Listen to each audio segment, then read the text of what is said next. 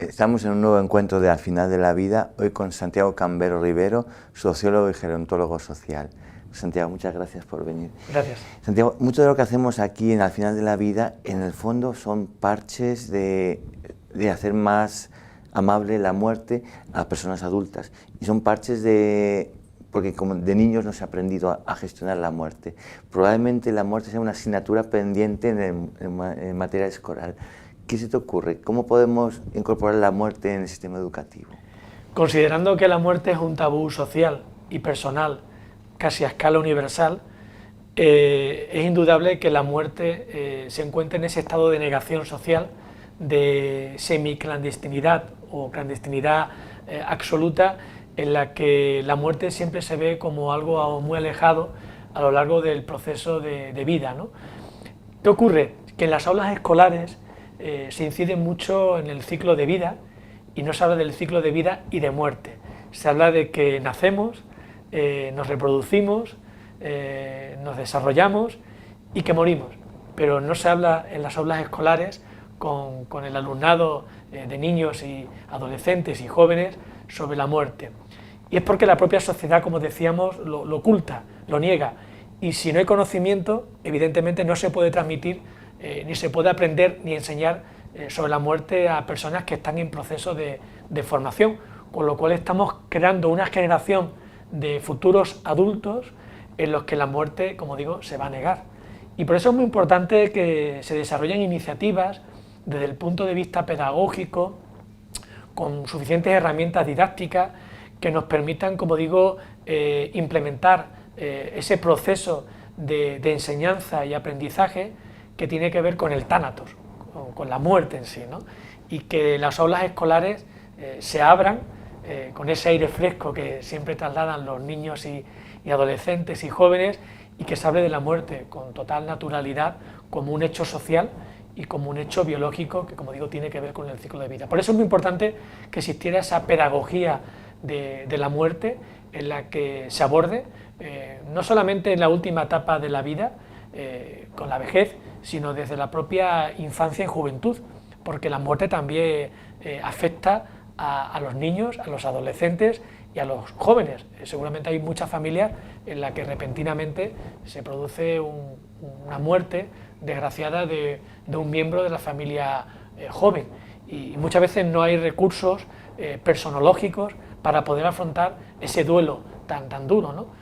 Y como digo, a los niños y a los adolescentes y jóvenes tampoco se les explica cuando un abuelo o una abuela deja de atenderte en esa crianza compartida con sus progenitores, y se le explica, bueno, pues el abuelo o la abuela se fue de viaje, algún día volverá.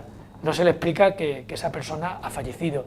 Y por eso digo que es muy importante que esta materia escolar fuera contemplada en los planes curriculares, para que, bueno, los docentes en nuestro país pudieran abordar la muerte con total naturalidad y de la forma más didáctica posible. Claro.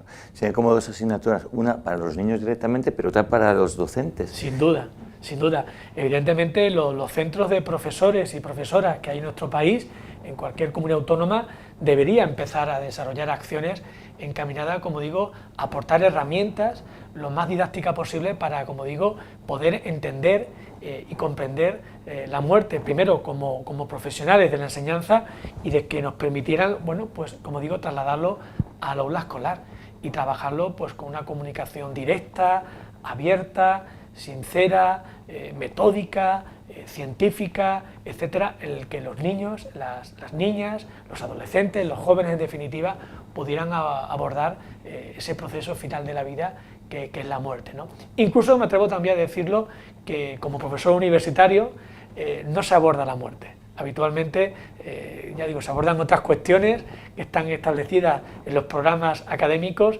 pero la muerte está completamente oculta. ¿A qué crees que se debe?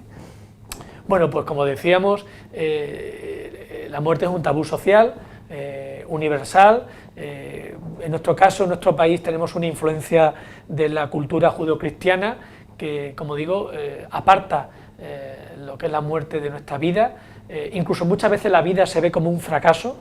Tenemos incluso muchas veces una tendencia a ver la muerte como un enemigo a combatir, y se utilizan todos los mecanismos posibles desde el punto de vista personológico y también sociológico para, como digo, hacer que la muerte desaparezca de la agenda social, política, del día a día, en definitiva, de nuestra vida cotidiana.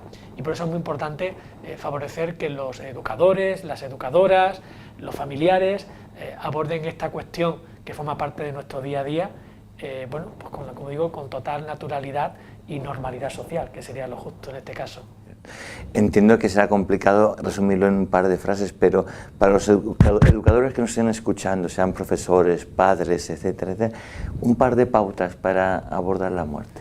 Bueno, pues abordar la muerte desde un enfoque biopsicosocial, incluso espiritual, porque el ser humano no deja de tener también esa vida trascendental, ¿no?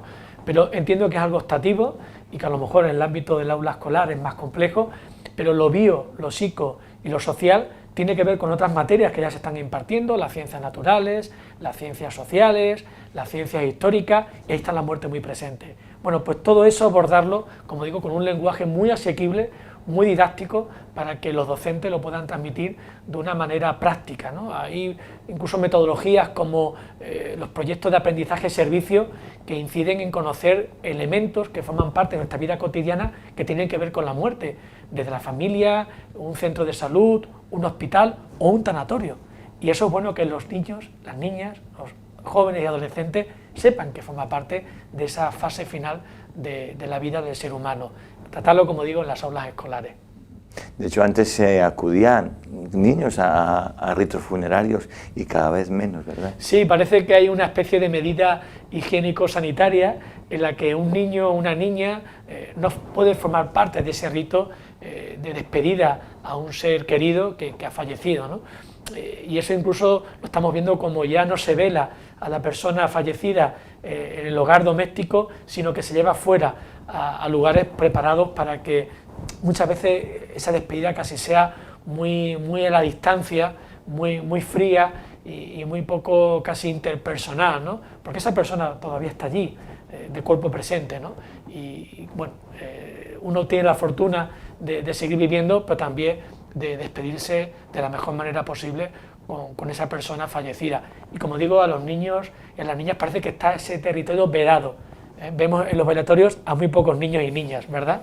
Y realmente es un derecho de cada niño poder despedirse de su abuelo, de su hermano, de quien sea. Sin duda alguna. Lo importante es darle las opciones. Sin duda alguna, como tú bien dices, Raúl, sería un derecho de la infancia, el entender y comprender la muerte, pero como decíamos al principio, la familia, los educadores y educadoras deberían de enseñar para que ese aprendizaje sobre la muerte, esa pedagogía de la muerte, fuera una realidad en las aulas escolares de nuestro país. Pues muchas gracias, Santiago. Desde aquí lanzamos el guante a la educación para que se cree una pedagogía de la muerte cada vez más cercana y más amable, para que la muerte, en vez de enemiga, sea amiga. Muchas gracias. Gracias.